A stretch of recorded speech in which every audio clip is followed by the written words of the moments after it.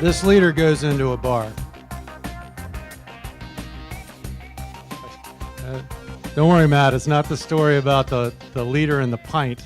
It's the leader with a D, not the T. I got this. It's okay. So the leader goes into a bar and says to the bartender, "Have you seen my team?" Do you mind if I walk in front of y'all? Okay, I'm sorry, that's kind of rude, isn't it? I'll stand in the middle. The bartender says, "You just missed them, but if you hurry," do I really need to finish this? Don't you get it? Somebody, Dr. Taylor does. See, it was funny back when the leader was looking for his team, let alone when he had to go chase them. But we'll just move on from there. I will admit, though, sometimes I feel like one of those leaders when I'm hanging out with these young guns, trying to keep up. Welcome to the Taylor Leadership Institute's 5th annual Taylor Talks, where the speeches are good and the jokes maybe not so much. I'm Dave Reed. I am the leadership chair of the UNF Student Affairs Community Council. The council provides a link between leaders and influencers in the community to the co-curricular centers and resources here at the university. I've been fortunate to be working with the Institute for almost 8 years, and it is my great honor to be with you this evening as your humble MC. No applause necessary. Thank you, thank you, thank you. I'd like to give a quick rundown of the schedule of events for this evening so that hopefully by the end we will all end up at the same bar at the same time. See? Leadership.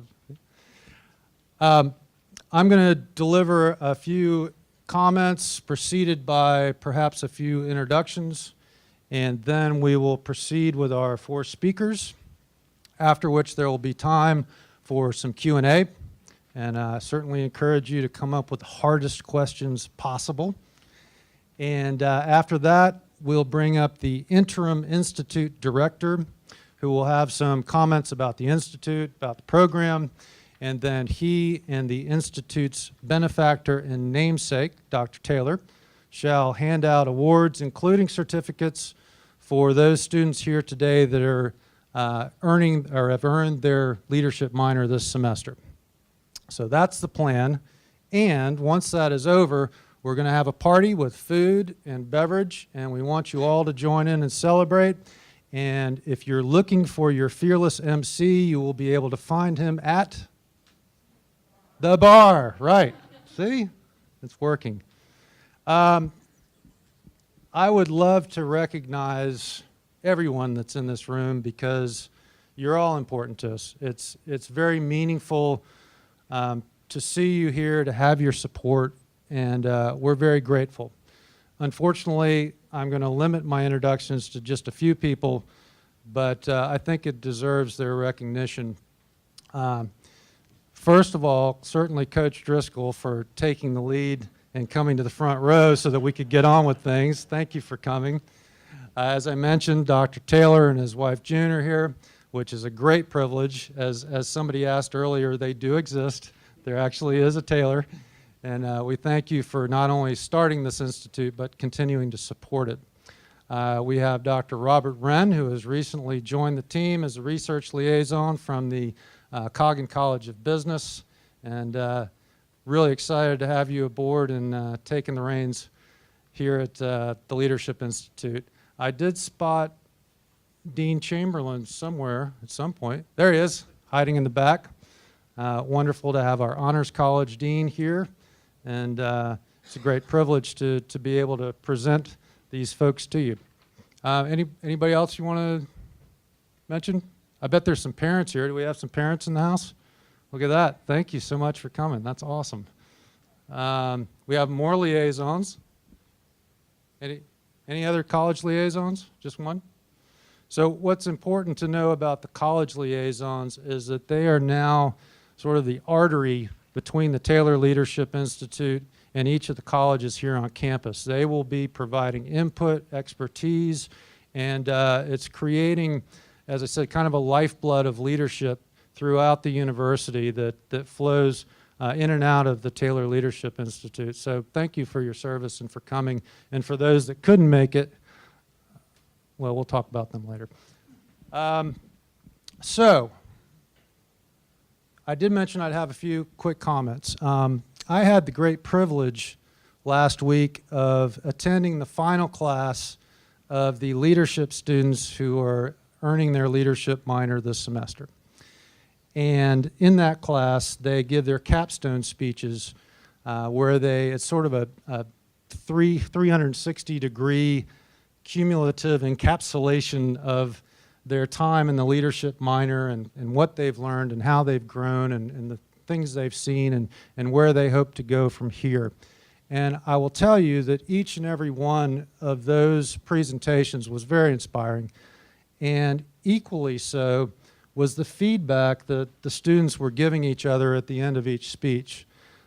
They were supportive, they were encouraging, they were respectful, there was camaraderie, there was esprit de corps.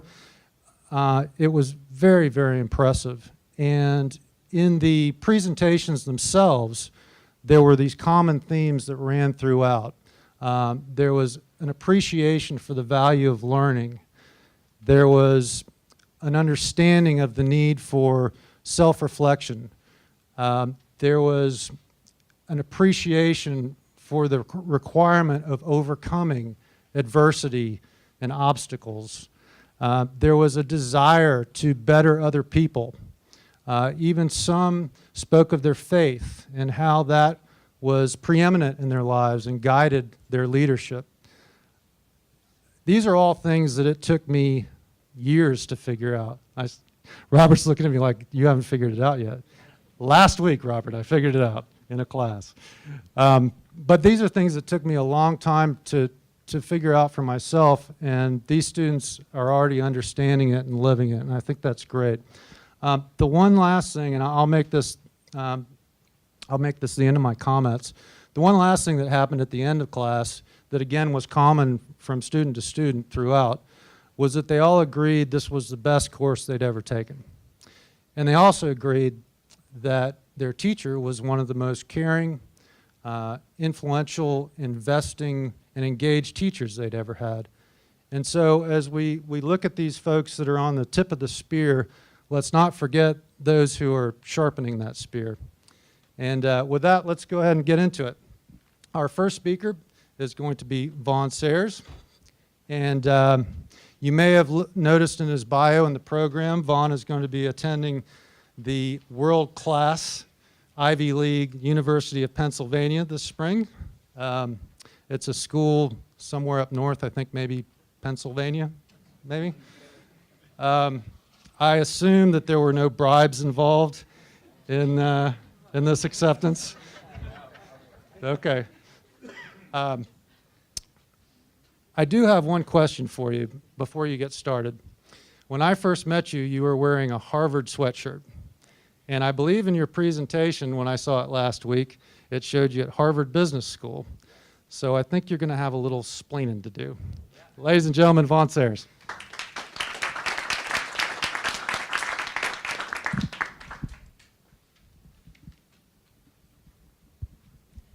In my eyes, a leader is a hero. Every hero is inspired by the hero in their life, and for me, that is my mom. With this said, I would like to start off with a quote by my mother. In your weakest moment, you are your strongest self. This is the foundation from which you unearth your inner hero. Now, weakest moment is a subjective phrase, but to me it is the feeling of helplessness. This picture was taken upon my acceptance to UNF, but behind my smile is a helpless boy. My mom, newborn baby brother, and I were abandoned by my father. Alone in a foreign country with minimal resources. We all have that moment when we are faced with the hero's decision. Will I be my strongest self in my weakest moment? Faced with this crossroad, 4 core values are necessary. Courage, faith, vision, and impact. Courage I define as a step forward, no matter how scared, No matter how helpless, you move forward, because what awaits you is the abundance of life that you deserve. Faith. To quote the Bible, "Thou art Peter, and upon this rock I will build my church." What is your church? Now, don't misunderstand me. I'm a skeptic philosophy major after all. Religion is finite, but what I speak of is eternal. Maybe your church is love or kindness. For me, it is all of the above, which I term God. But faith sustains your courageous steps, as the journey of a hero is lifelong. Vision gives your courageous steps direction. 4 years ago, I swore I would become stronger. The voiceless give me a voice. The weak give me strength. The friendless have a friend in me. My vision led me to the vision of the School of Social Policy and Practice at Penn, the passionate pursuit of social innovation, impact, and justice. Where will your vision lead you? Impact. I feel people overcomplicate this one a lot. Thank you. I love you. I'm here to listen. It does not take much to nourish the human heart. These photos were taken out of Gents for Jacks, my nonprofit program I co-founded, a year-long mentorship program helping young men unearth their inner agent of change. As a culminating activity, we had them lead a service project. They decided to pick the Claire White mission and serve the homeless veterans population.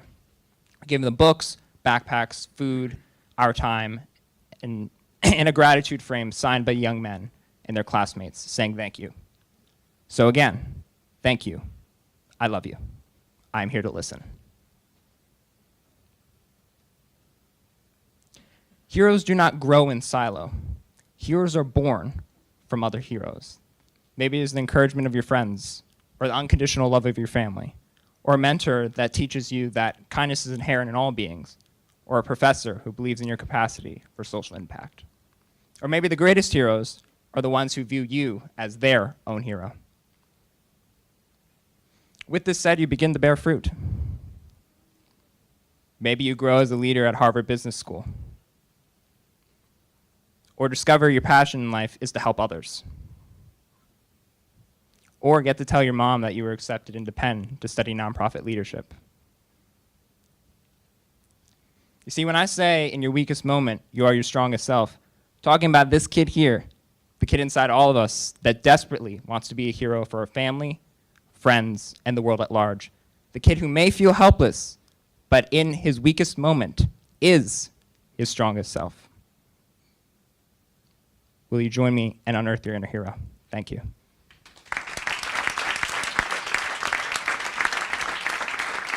Thank you, Vaughn. Great stuff. Our next speaker is Casey Schauman, and Casey and I have a lot in common. We both like to surf. We both like to travel. We both like adventure. We've both worked in events and promotions. We both wouldn't mind living in Australia. And we both tend to take a little different view of things, maybe a little different perspective that's not so traditional, and find a unique angle on things. So as a fellow free spirit, I'm proud to introduce to you Casey Schauman.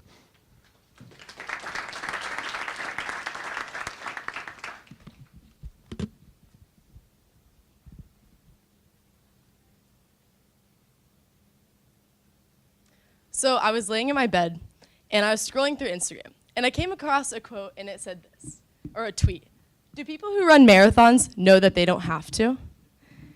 And this kind of made me laugh a little bit because, contrary to popular belief, I think running's fun. I actually enjoy it, and I know that's pretty weird and abnormal. And I couldn't really quite put my finger on why it was that I liked to run until I joined this class, and I was in this leadership practicum. And we were entered into a program called Day One Leadership by Drew Dudley, and in which he had a compilation of videos which to help you find your core leadership values. And in one of those videos, he told a story, and it really impacted me. So I'm going to tell it to you today. So Drew Dudley was sitting on a train in Canada, and this little girl was running up and down the train, back and forth through the carts. And finally, she sat down next to him, and they began to talk. And he asked her why she was running up and down the train aisles, why she kept running up and down the carts. And she said, very matter-of-factly, well, I'm running to remind myself And he said, well, remind yourself of what? And she said, I'm running to remind, well, my parents say that my spirit is really, really big. So big that it fills up every room, and it's too big for almost every room. So I'm running to remind myself that I'm free. I'm free when I want to be. And that third-party little girl had said the reason I liked running better than I ever could in my 22 years of life. And that same spirit and that same leadership is the reason I'm up here talking to you today. It is my leadership. And so at this point, you're probably asking, well, how is spirit or a sense of freedom actually leadership? Well, in this minor, we're taught that leadership is simply impacting people in a positive way. And so I believe this spirit is how I impact people. And I also believe that this spirit is essentially happiness. And I think happiness is one of two things. I think happiness is a feeling, but happiness is also a decision. And I think when we're young, happiness is more of a feeling. But as we grow older, happiness can still be a feeling, but it becomes less of a feeling and it becomes more of a decision. And that might kind of seem sad and depressing, but today we're here to celebrate that. So I learned in my alternative healing class that happiness is 40% genetics, 15% luck, and 45 is up to you, up to the individual themselves. And so today, that spirit I'm talking about, that 45% of happiness, spirit, sense of freedom, is my leadership. But I didn't realize I had this leadership until this particular day. This is me in Peru, and on the top of Machu Picchu, the seventh wonder of the world. But I didn't walk this with anyone. I walked it alone. Well, sort of. So when I got to Machu Picchu, I came with a few friends and about $1,500 because I realized very quickly after my trip to Europe, I could travel very, very cheap. And so I thought, well, I'm getting on a plane, I'm going. And so I did. And so this day, my friend actually had broken his foot, one of them. Another one had extremely bad altitude sickness. And the other one just didn't want to hike. So I realized that I was going to have to do it alone. And so that day, I asked directions, and a local Peruvian man told me, very nice, he said, just wake up at 3 a.m. and follow the river. And that seems pretty simple, very simple directions, but I was terrified. As an American that's used to getting trail maps and see exactly where we're supposed to go and have the little tick marks on the tree the whole way, I was terrified. I was like, is that all the directions? And he was like, yes, that's it. So I was like, okay. So I woke up at 3 a.m. for my hostel, and I started to follow the river, AKA the Yellow Brick Road. But I didn't have Toto with me, unfortunately. I actually had this really nice Frenchman who I met when I started to go through the trees, and I realized it was too dark to see, and I was going to need a light. I saw that he had a headlamp, and I thought immediately, well, I'm definitely making friends with this guy. So I started to talk to him, and I didn't know if I was annoying him. But anyway, it all worked out. He actually didn't have water, so I gave him my water in return for his headlamp. And this is us at the top. And I actually thought, like I said before, I was like annoying him. I didn't know if he actually wanted me to hike with him, but I kind of clung on to him. I was terrified. I was like, all right, we're doing this together, me and you. And at the end, he actually looked at me and he said, Casey, I've traveled for almost 2 years now. I've been to so many different countries. And this is by far one of the best days that I've ever had. And it's because you have this incredible energy, this incredible spirit that I've never seen in anyone else. And that was a moment that I realized that this was a leadership for me. I didn't know it before. And this is the same moment that I realized that leadership isn't something that is an achievement, although it can be a goal. And it's an achievement sometimes, and sometimes it's those very high up people that we look up to. But leadership is also something that you live every day, and everyone can impact people. And so how do I impact people every day? How am I living my leadership every day? Well, through my job. I'm a Red Bull girl, so I drive that little Mini Cooper if you haven't seen it around, and it has that weird can on the top. And I wear a backpack, and I look like the Ghostbusters. And I essentially give people cold cans of Red Bull for a living, and I think it's incredible. It's one of the best jobs I've ever had. I can't even believe it's a job. But it's more than that. I get to go to so many different places. I get to go to extreme sports, surfing events, motocross, skateboarding. But I also get to go to hospitals and offices. Any place you could think of that people are in, we are there. And they tell us to have these one-on-one interactions with people. So we're supposed to give the cold cans and, have a little experience. And so for me, every time I have one of those experiences, I'm trying to give them this spirit. I'm trying to help them out. And so I give it to them, and I try to make them smile. I try to make them laugh. I try to make them happy. I also learned in my alternative healing class that children laugh as many as 400 times a day, while adults only laugh 15 times a day. And I think that's a pretty crazy statistic if you think about that. And so today, I wanted to help you guys get that spirit. I want to give that to you guys. I want to maximize that 45% of happiness that's up to you. And so how are we gonna do this? Well, we're gonna do it by a video, and it's a very well-known video that most of you have probably ever seen. It's a clip from The Notebook. What do you want? What do you want? It's not that simple. What It's- do you want? God damn it. What do you want? I have to go. So for those of you who haven't seen the movie, go watch it. It's really good. It's on Netflix. And if you couldn't hear it, he's basically asking her over and over, what do you want? What do you want? And she doesn't have an answer. Because this is an extremely hard answer. But I'm asking you to ask yourself this today. And so as the leadership coach today of all of you, and me trying to give you my spirit, help you with that 45%, I've asked myself this question.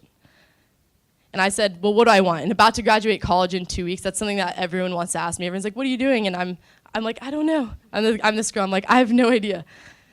And so I asked myself that, and I came up with an answer. And it's a little bit out of the social norm. It's not exactly a job, although I would really like a job. Hire me.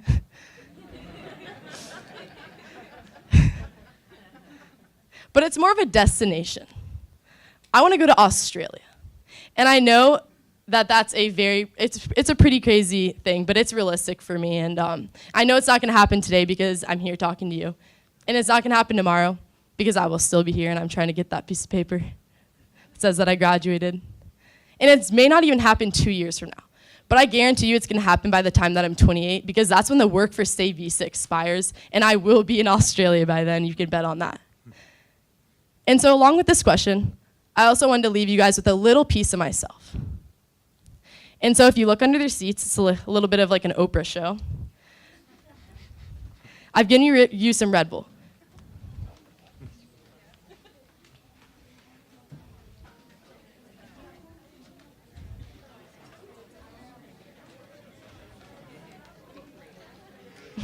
And chaos ensued. Chaos ensued. Chaos ensued. Yeah. So everyone's going to get a Red Bull. There's enough.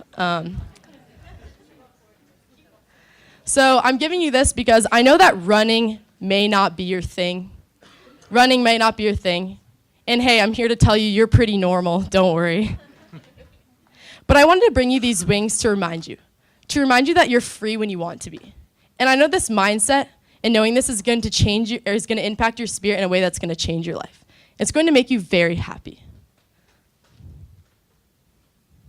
Red Bull gives you wings. Thank you, Jason.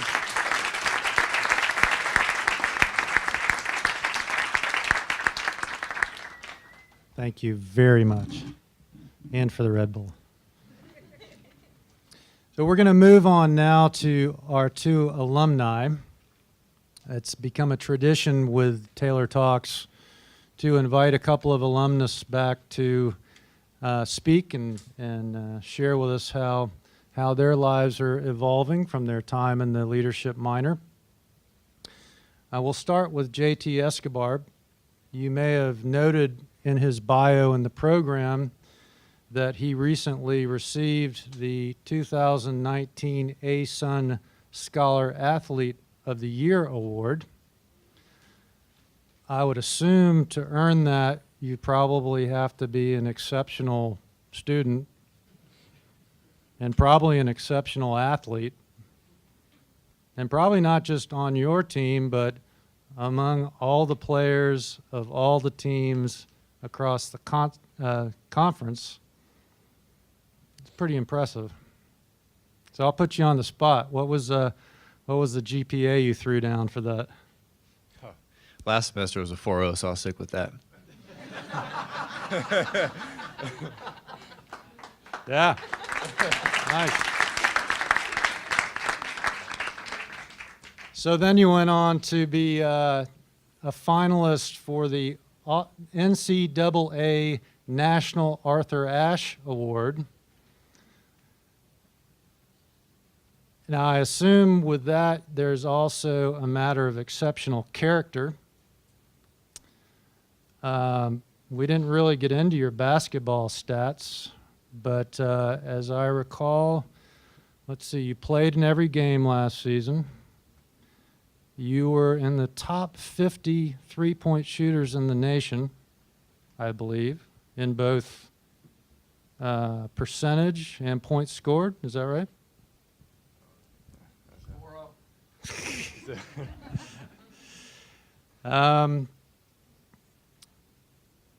And I think that I think what would be most instructive would be to read what JT sent in for his bio rather than continuing on with the stats and the GPAs.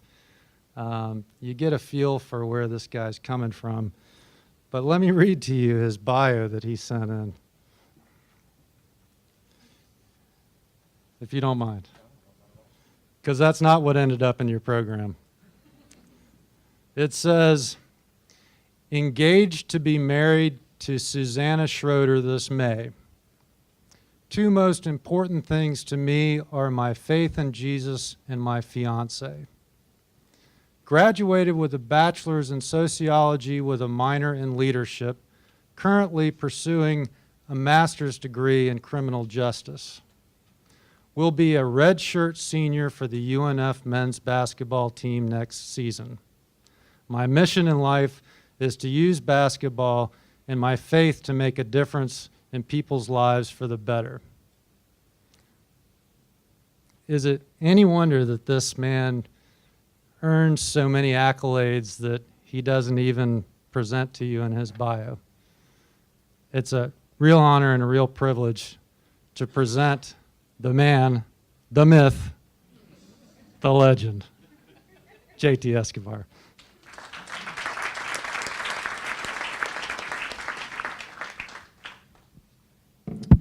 All right. Well, first of all, it's an incredible honor to be here and share a little bit of what I've learned about leadership throughout my life. And like you just said, I'm engaged to be married in 30 days from today. And I can't talk about my leadership journey without talking about Susanna. And so much of what I'm going to talk about here today, she's helped me not just learn, but put into practice into my life. And so wouldn't be where I am today without her. So today I want to talk about what makes certain leaders so impactful. What makes certain individuals so much more impactful that have changed even the course of history. And I believe it comes down to two main things: identity and mission. Or you can pose it in the questions of who are you and what is your why? What's the why behind what you do? And when we think about individuals who have changed the course of history, people like Dr. Martin Luther King, Mahatma Gandhi, Nelson Mandela, what separated them from others who came before them, I don't think was that they had some way more intricate, plan, more so than anybody else to come before them. I don't think it was that they spoke with that much more eloquence than any other leader that had came before them. I think it was the man or the woman that was behind the movement that made it so powerful. And so to ask ourselves that question tonight, who are we and what is our why? I think those are so important because without a firm foundation in identity and mission, we can end up wandering aimlessly almost through life, trying to figure out, not really knowing who we are or where we're going. And I think as people, we all have an innate desire to make an impact wherever we are, to not just simply exist, but to make an impact and to be remembered for something. But more importantly, when answering that question of who we are and what is our mission, is not to make what we do, not to make our profession, not to make school or your sport your identity, because things like that are not stable enough to hold our identity. And for me, I did this for a long time with basketball. As he just explained, I played basketball here at UNF, and basketball has always been a huge part of my life. Now, for a long time, basketball was everything to me, right? So that means when I was playing well and when my team was winning, then everything was great. I was awesome. I was like, man, everything is going well. But the problem with basketball being everything to me, with that being my ultimate source of value and worth, is that when it doesn't go well, then everything crumbles. And you start to question your worth, your purpose, your value, and everything like that. And a great illustration I like to use that a coach used with me one time is when you think about a basketball, right? There's a lot of things you can do with a basketball. You can shoot it, pass it, dribble it. It's paid for all of my schooling. You can make a living with a basketball. But one thing you can't do with a basketball is stand on it, right? If I try to stand on a basketball, I might be able to balance for a second or two, but eventually I'm going to fall off.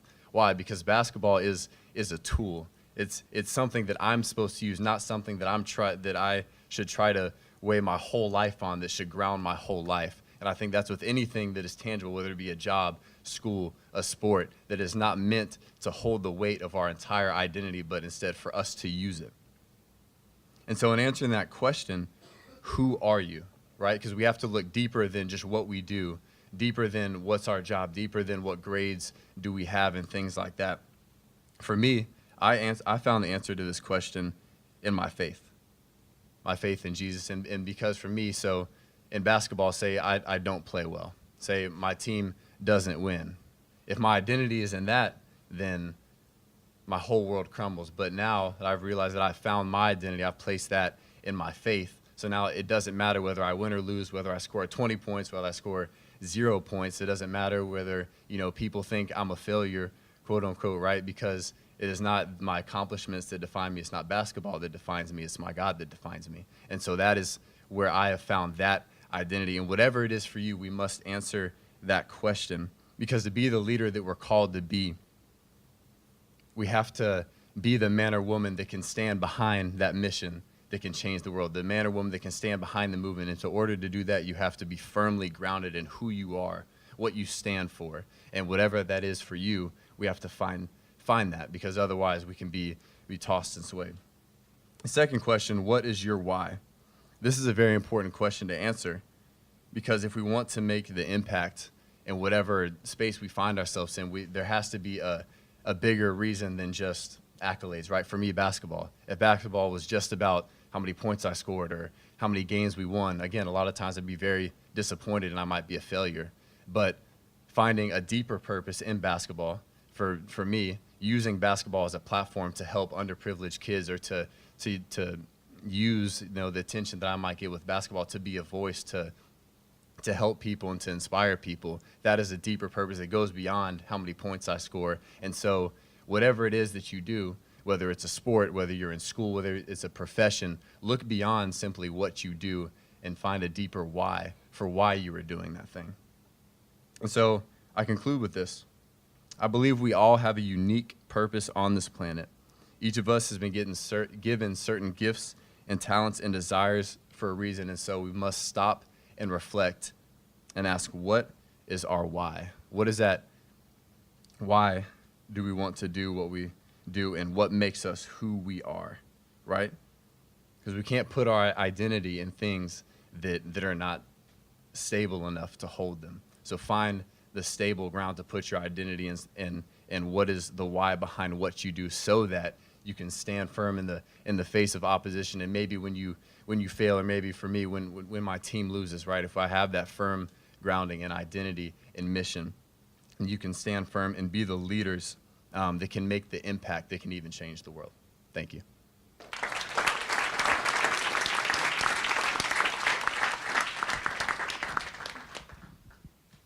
Hallelujah. No, I was thinking as you were speaking, it might be worth noting that as a finalist for that NCAA National NCAA Arthur Ashe Award, what that means is he was the first runner-up for the men.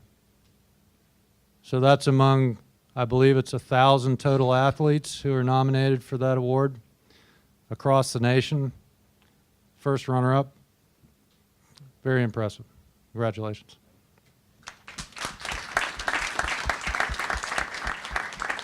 Now, I would like to say that we've saved the best for last, but that would be very unfair to our other three speakers. So I will just say that we have saved the angel in our midst to be the final speaker. And I've written her name down in my notes, so I'll pronounce it right, even though we've known each other long enough that I should be able to. You ready? Here it comes. Angela Inciong. I present to you, and that's the last time I'll give you her last name.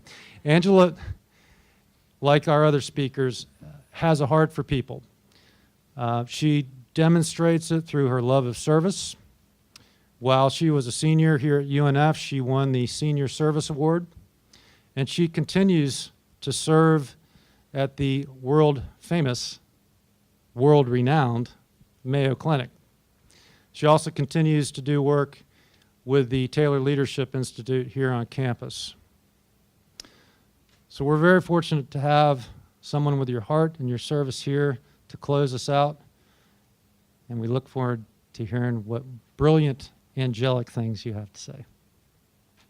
Thanks.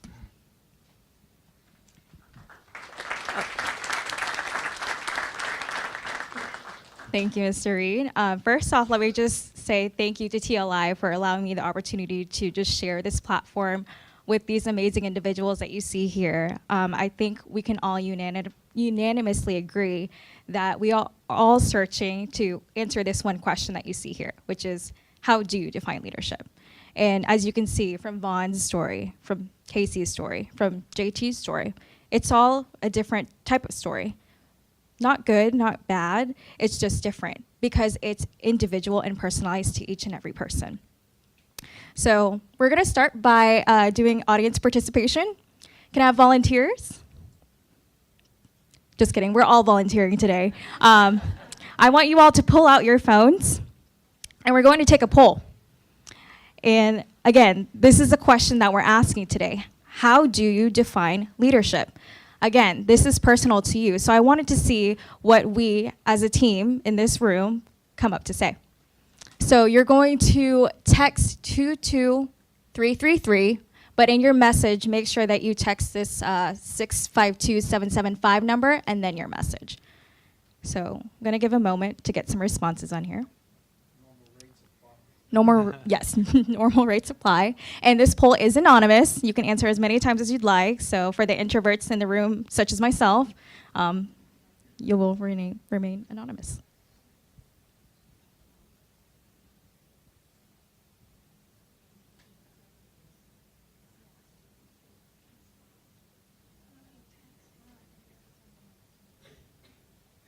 Oh, there's one. There we go.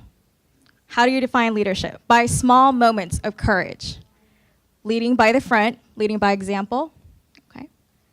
Influencing others to create positive change. Confidence, there we go. By being litty. I'm not sure what that means, but.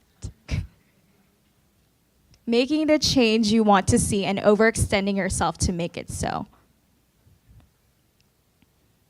Leading by example and having a great time. Yes, that's true. The actions to inspire others. So as you all can see from these responses, as you guys fill the room with these, that leadership, when you actually look it up on Google, because when we're trying to find definitions, we use the Google, and you find that leadership is categorized as a noun. But according to your responses on here, it seems to me that leadership is actually a verb because it's the act of creating an impact around you. It's the act of courage. It's the act of leading one person better off today than they were yesterday. So what's the point that I want to make with this question? Well, we're all going to have this question at some point in our lives in different forms, in different situations. But there's two things that I want you guys to remember when you search for the answer on this. The first one is that the answer is in the process. And what is this process that I'm talking about? I'm talking about the process of finding the answer to the whys, as JT was talking about. The process of figuring out what your values are, your faith, your courage, your love for adventure, sharing your heart with other people, as Casey had said earlier on. When you find this process, you go through two things. The first is actually facing stigma. The second is character refinement. When I was in undergrad here about 2 years ago, hard to believe now, time goes by really fast. 2 years ago, I signed up to take Dr. Matthew Olson's Introduction to Leadership class. And that was the first class for the leadership minor. And I took this course pretty much because I had just failed a class the semester before. Pretty much I was interested in it, but then I needed something to kind of boost up my GPA because I wanted to make sure that I could do all I can to reach honors by the time I graduated. So I signed up for this class. And I remember going through the syllabus. It was one day a week, we met on Tuesdays, and I was like, great. One day a week, I can do that. I had 4 other classes. This class will be easy breezy. We're going to go and talk about some leadership principles, do some activities, and I'm sure it'll be fine, right? But at the end of that first day, Dr. Olson, I distinctly remember he said, okay, by the end of this course, you all will be an expert at mentoring. And I remember looking at that paper and I was like, what page is that on? I don't remember seeing mentoring on this syllabus, but maybe I just overlooked it. But nonetheless, I still stayed the course, took the class, and met with my mentees at River City Science Academy every single week. And of course, you know, we were teaching the 7 highly effective habits of highly effective people. And that's by Stephen Covey, and that's the coursework that we taught. However, little did I know, as I was teaching these to these young high school girls, they actually ended up teaching me a lot more than I could have ever imagined in my process. So why do I share that story? I share that story because remember, I mentioned in this process, you're going to face stigma, and you're also going to face character refinement. So in my story, my stigma was my personal stigma, my self-stigma, that, oh, I couldn't do this. I've never had experience before. Myers-Briggs personality test tells me I'm ISFJ, and that I meant introverted. No way. I couldn't speak in a group. I'm not sure how I was going to do this. And you're going to face a lot of stigma as you go through your journey of figuring out the whys, of figuring out your values. And it could be self-stigma. It could be a public stigma. It could even be the stigma that your friends and family, you know, put above you. And maybe they don't do it intentionally, but it ends up being an expectation that you feel the burden to have to reach. And that could be hard. But then again, character refinement. If we shift our focus from the stigma, instead of thinking it's a roadblock and kind of seeing it as more as an opportunity to refine our character and refine our skills and our strengths with that, I think that we find that the journey is actually not so bad.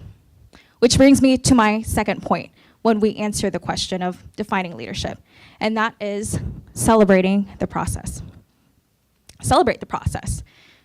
So we go through our year, right, and we go and look forward to celebrating New Year's, the holidays, 4th of July, Independence Day, birthdays, engagements, and we celebrate all these things.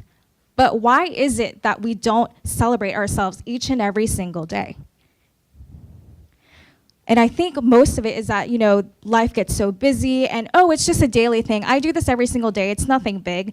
However, every step that you take, every single step that we take as individuals has meaning, has purpose behind it, and creates an impact to those around us, whether or not we see that.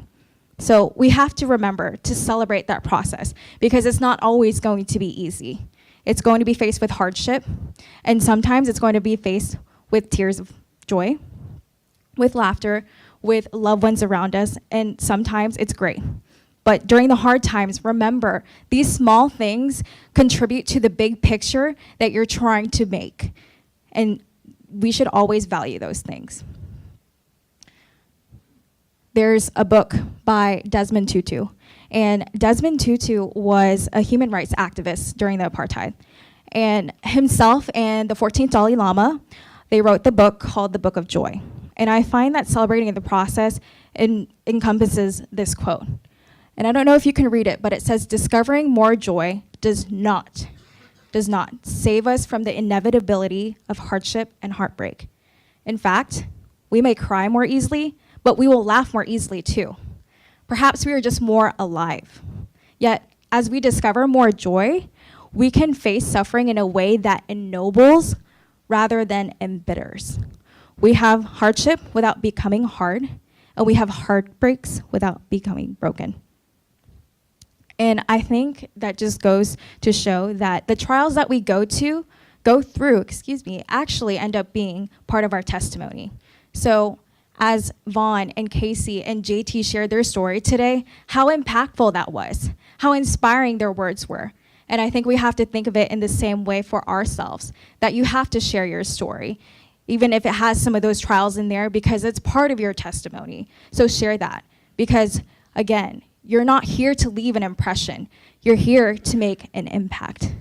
And truly, there's no one like you and no place like this. So when we look at how do you define leadership, remember, you're going to go through the hardships, but celebrate the process. And when you find that you're celebrating the process instead of focusing on those hardships, you find that you actually are defining your legacy. And legacy is something we should all keep in mind and ask ourselves on a day-to-day basis, what is it that I want to leave behind? Because you find as you define your legacy, you no longer have to define leadership anymore, because the legacy that you leave behind will eventually define it for you.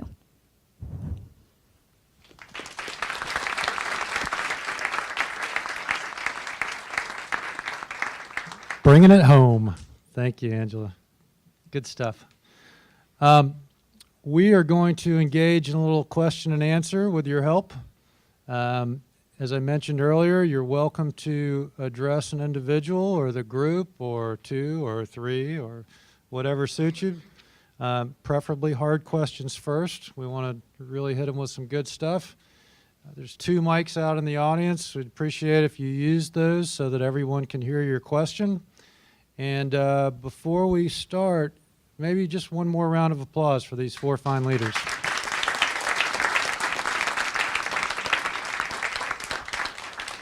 And if nobody gets up to the microphone, I'll have to make Johnny come up because he always has a planted question. Oh, here we go. Thank you, sir. Good evening, everybody. JT, I was curious. I'm a big basketball fan as well, and I was curious to know what was that process like, shifting from basketball into what now is your passion, and what recommendations could you have for somebody else who, you know, maybe they thought they had a passion in this and they're growing into something else? What would you recommend? You know, any recommendations in that regard? Yeah, I think, you know, definitely for me, kind of the shifting from basketball being everything to realizing there's a lot more than basketball. Doesn't mean that my love for basketball is less. It just means it's different, you know, and realizing that it's not everything. And so, if anything, I think it adds a level of depth even to that passion, because now basketball is not just, okay, so I can get some attention and, you know, I can be the best player in the gym or whatever. Now it's, okay, you're playing for a lot more than just me. Okay. And so I think it adds, you know, just a whole nother level of meaning to why you do it. And as far as advice for somebody who's, you know, maybe going through the same thing, is, you know, whatever we do, you know, like basketball is not a bad thing, right? You know what we do is not bad, but it's, you know, there's so much more that we can do sometimes. You know, if I were to just see my basketball career as, you know, a way to boost myself up or just to score points, and it's kind of shallow. But regardless of what we do, we can always make a much deeper impact than just the things that we accomplish. Yeah. So, thank you. Yeah. Okay. My name is Johnny, and I guess my question is for everyone on you four. What would you say is one thing that you took away from the Taylor Leadership Institute that you can say, I guess, influenced you as a leader today?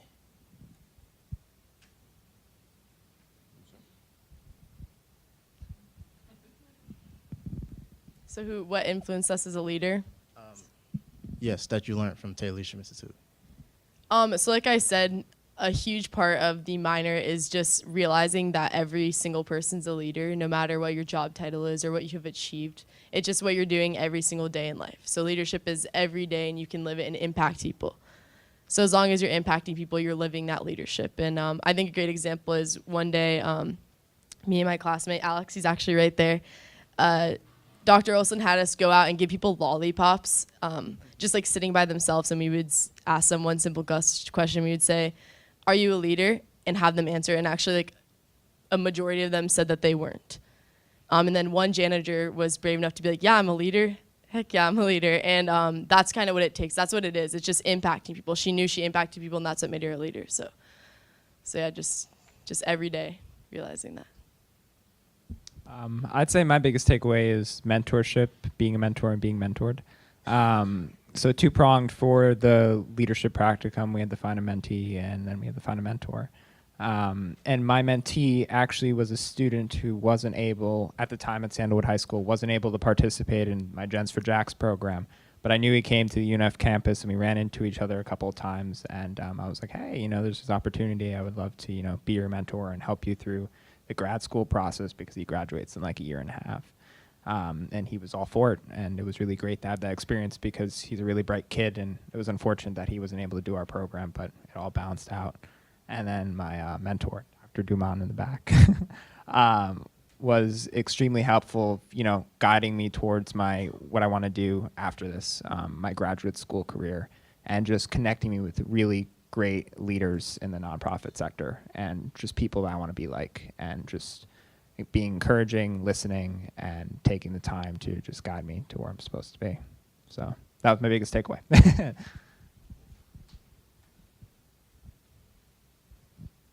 I would say my biggest takeaway was the self-reflection aspect. We spent a lot of time, stepping back and looking, okay, what makes a leader? What is leadership? Really answering that question, because that's something I think, it seems self-explanatory, but we don't really stop to ask that question. And then beyond that, what type of leader am I? Because I think we all have different, we're all leaders in different ways. No two people are the same. So really stepping back and reflecting, what is a leader, and then what type of leader are we, was the biggest takeaway for me.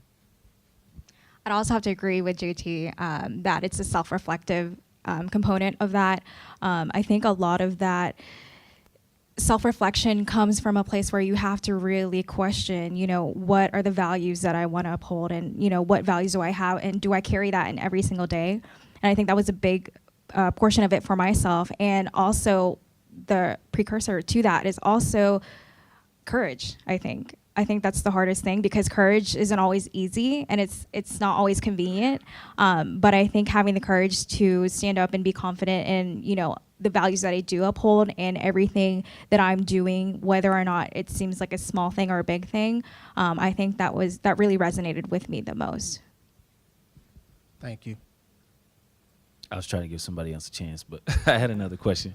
Okay, so you talked about the impact, and I think we're all leaders in some form or fashion. There's something that we're passionate about, and I think that life can get in the way a lot of times. And I was curious to know, as a student or as alumni, how did you work on making the time for the things that were important to you to try to make an impact in other people's lives? Because I think that's the biggest component is, you want to make an impact in other people's lives, and sometimes I don't know if it's like selfish but just, you have your own life that you have to worry about, but then you want to make that impact. And how do you find the balance? Did you find that challenging, or? That's my last one. Well, I made my career. Okay. But like I said in my speech, I think the term impact could be intimidating for, the thinking that you have to raise like $1 million or you have to, mentor a bunch of people. But honestly, it's as simple as holding the door open for someone. Okay. When someone's having a rough day and you could be there just shining light that something went easy, or, being there for a friend and saying, I'm here to listen to you, or the simple act of just texting someone, I love you.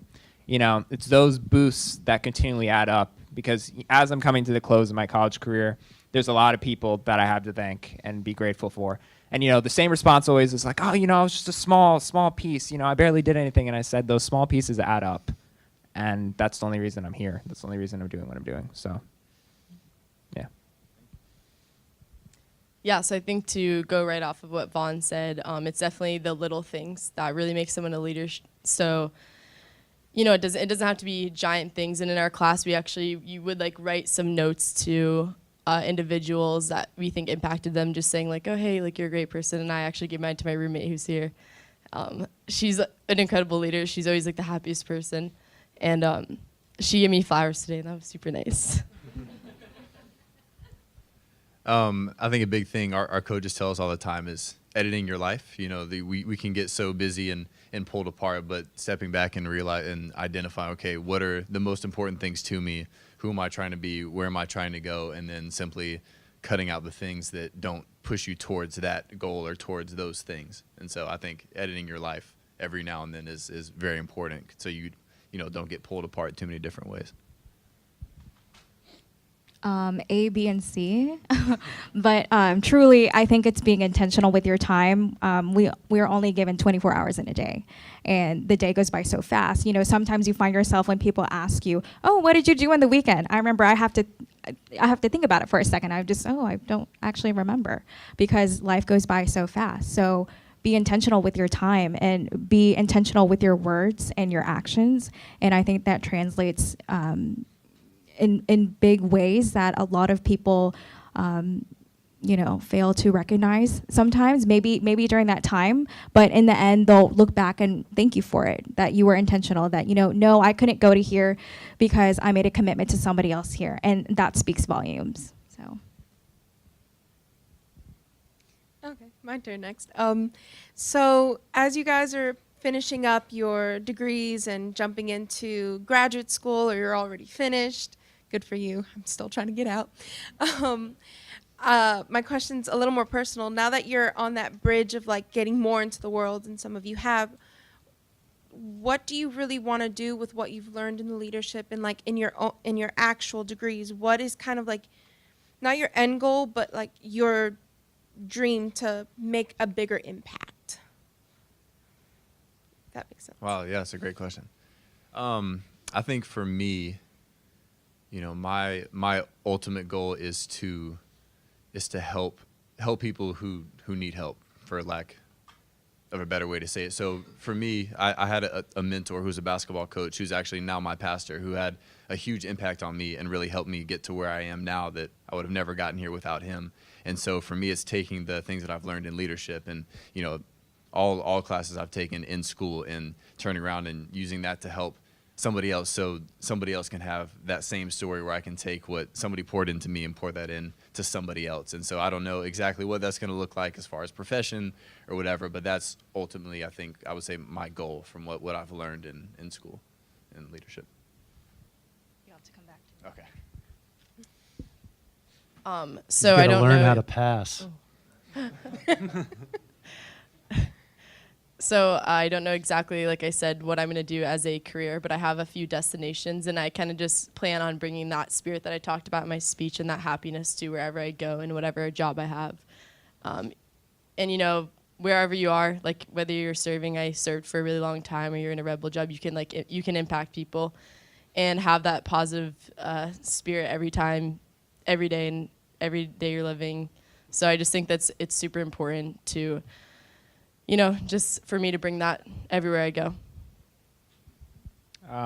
Well, for me, I found throughout life that a lot of people have a lot of heartache.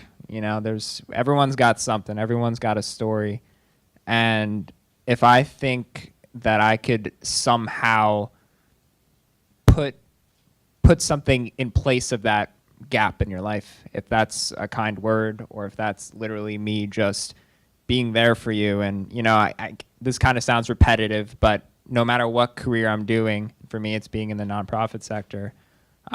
If I could somehow be a reflection of what I believe God to be, which is love, which is kindness, I think that empowers people, and through that empowerment, they then can impact others. So it's really a chain reaction. We're all connected. We just have to realize it, and you could be the person to help people do that. So.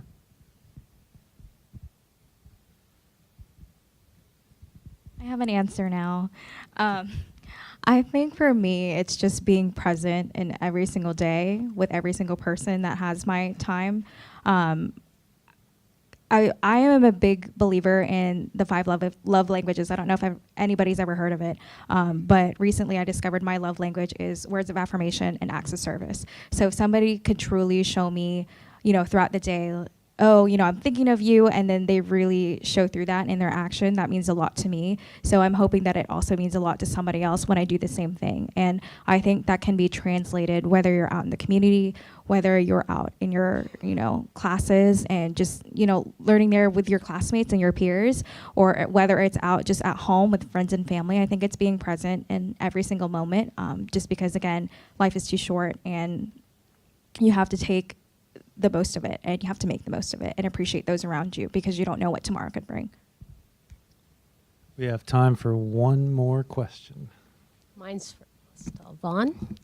So I saw in your pictures that you had the Harvard shirt on, and when you were younger, but I didn't catch, like, did you decide to switch schools? Did you apply? Did you just see, okay, that was my dream when I was younger, or? Thank you. I was actually accepted into a summer program at Harvard Business School. It's called the Summer Venture and Management Program. It's a 1 week where you basically get to be an MBA at Harvard Business School. So I did go there, and maybe down the line I would still consider to get my MBA. But something I really learned at Harvard was the importance of adding value. And when I was there, I saw so many people, wanted to go to JP Morgan Chase, wanted to go and invest in banking. But the same answer they all gave me was that they wanted to change the world. They wanted to do something big. They wanted to help people. And I felt like, I can't tell you how to do finance. I can't tell you how to invest, but maybe I can learn how to tell you how you can help people.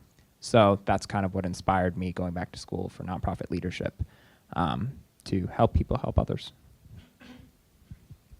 Fantastic. Thank you. And thank you all for those questions. I'd like to now introduce to you the interim director of the Taylor Leadership Institute, who will lead us home.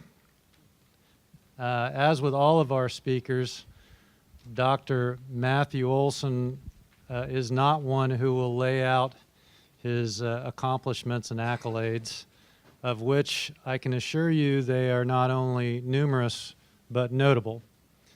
Many national awards, regional awards. He works not only here in the university, he works around our community, he works around the country. He works not only with college students, he works with business people, with athletes, with high schoolers. We've heard several times this evening the word impact, and I can best describe Matt as a man of impact. I have rarely seen anyone who can make things happen as miraculously as Matt makes things happen. And as I mentioned to you, some of the feedback from his students to their fellow students last week, the support, the compassion, the encouragement, the respect, I know where some of that probably came from, because I don't think anyone epitomizes those words better than Dr. Olson. I think Dr. Olson should probably be wearing like a Superman jersey and a cape, because he really is a Superman. And I give you the other man, myth and legend, Dr. Matt Olson.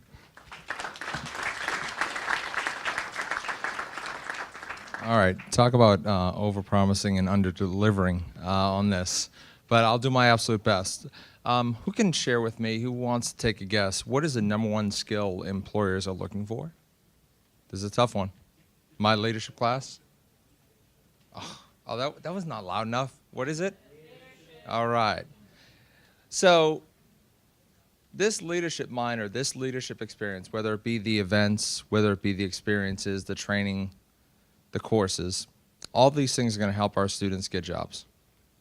Hopefully Casey will end up in Australia so we can all visit her. Hopefully Vaughn will come back and make a large donation or help to run nonprofits here. Okay, we'll go see JT play, and Angela will take care of JT when he gets injured at Mayo. But beyond what this does, what this experience, I call it almost like an intervention. What this does, it changes people. And I had this big speech planned in terms of what this means and what it has done to students like Angela, who was an introvert, who now has spoken in front of hundreds of people tonight, in front of the board of trustees, and you're no longer an introvert. I'd take that test again. But one of the coolest things I've seen is what it does to students who've gone through it and how it changes what they value. As I was leaving the fitness center today to burn off some stress before tonight's big event, because Corinne and Corey were just stressing me out just a little bit, I saw JT working with a group of students from the ARC program. JT, you graduated, right?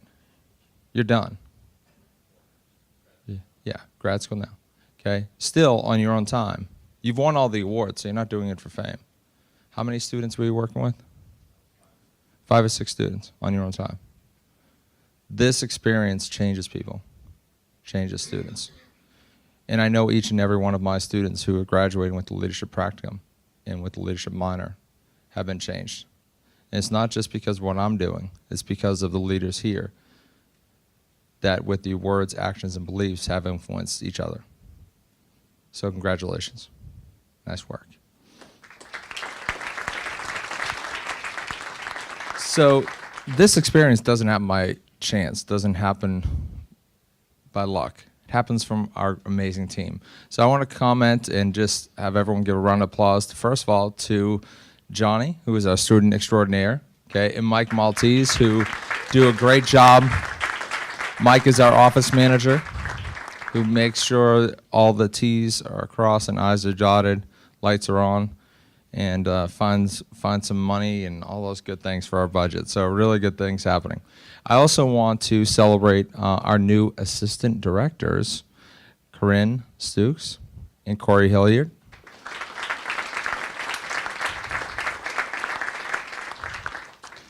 They are just instrumental in terms of the success we have here, making sure the processes are done with fidelity and the product that we deliver to our students is exemplary.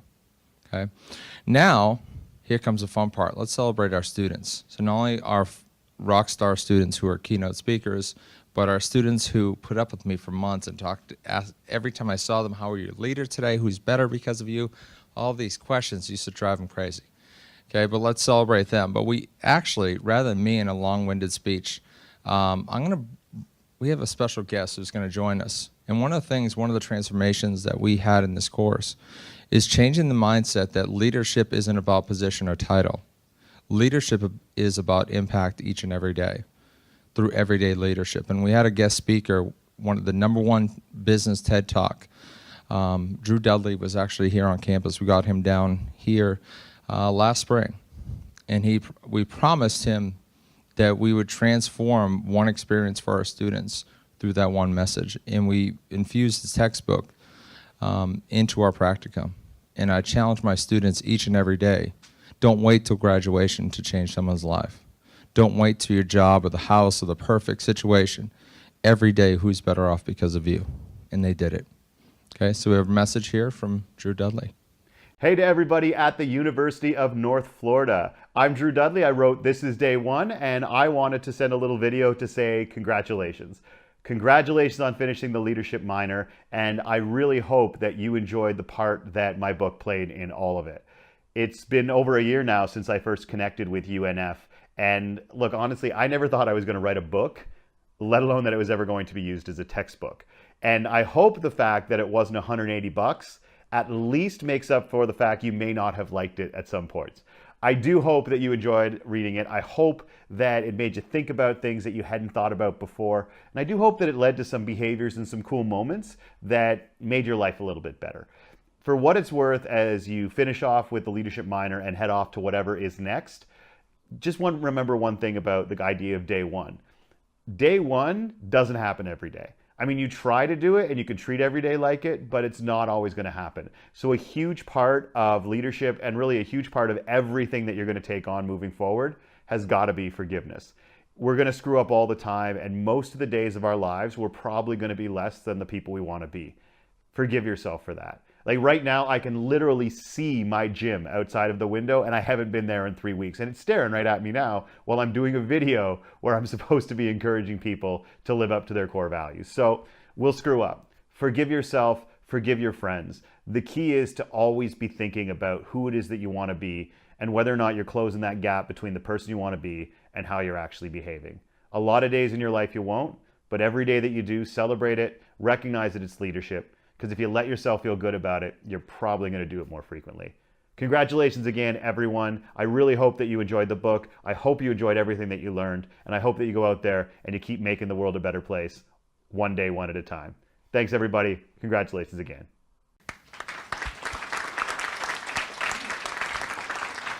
Okay, as a special treat and reward for our amazing speakers, Drew has actually personalized copies of his book that we use as our textbook for each of you. So we'll get those out to you right now.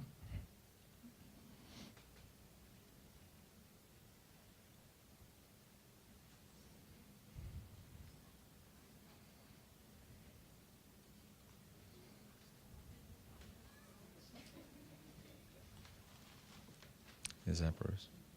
And we have one more special gift, and this goes to one of the most humble leaders I've ever had the privilege of getting to know, and not only know, but learn from. Two quick stories. One of my colleagues within the College of Education shared with me that this person who's in charge of a lot of people, very busy man, one of the longtime employees became ill, and this one person ended a family trip to come back and be by the hospital bedside of that employee. Didn't want people to know about it, didn't want attention or fanfare, just did it because it was the right thing to do. The second piece, the second story, shows also that humble nature of this person. When RSVPing for this event, Bruce Taylor said, "Can I bring a few guests?" And I said, "Bruce, this is named after you. You can bring whoever you want." Okay, so it's his humble nature is inspiring. His motivation and commitment to this university and the students drives me to be the best interim director, to be the best professor, faculty member for the sake of these students. When we talk about, I ask my students each and every day, who's better off because of you, because of your words, actions, and beliefs. This man, Bruce Taylor, has impacted countless generations of students here at UNF, and we thank you for it. So come on up, Bruce Taylor.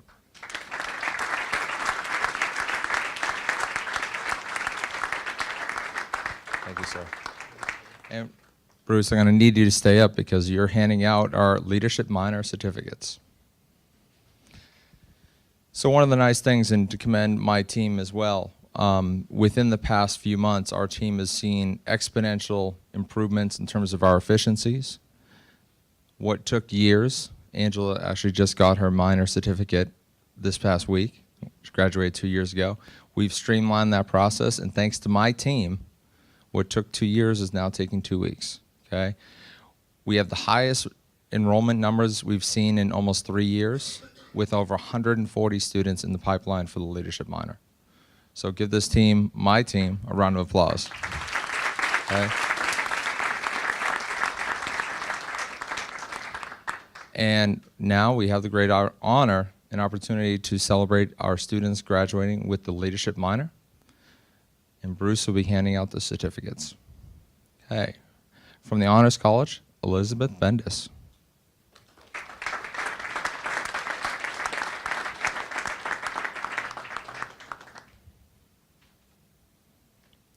Warren Butler.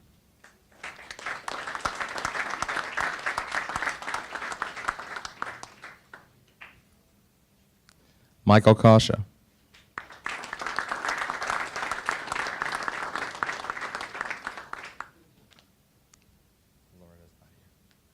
Vaughn Sayers.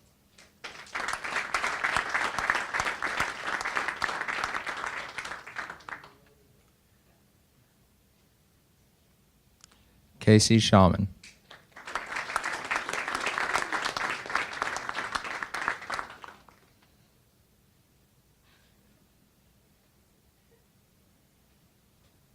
Kelly Smith.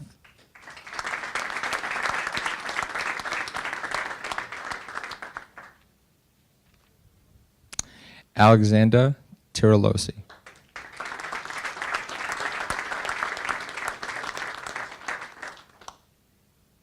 Wilfred Torres.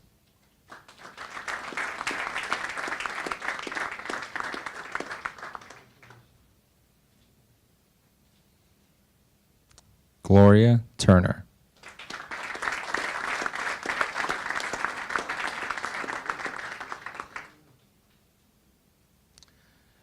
Lauden Pascal Val.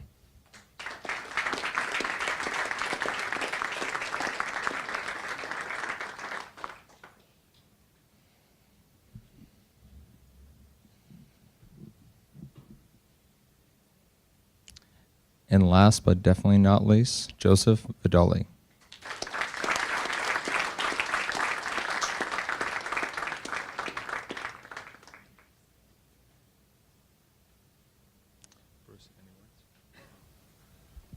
I just want to congratulate all of the graduates and wish you all the best in the world as you move on with your lives.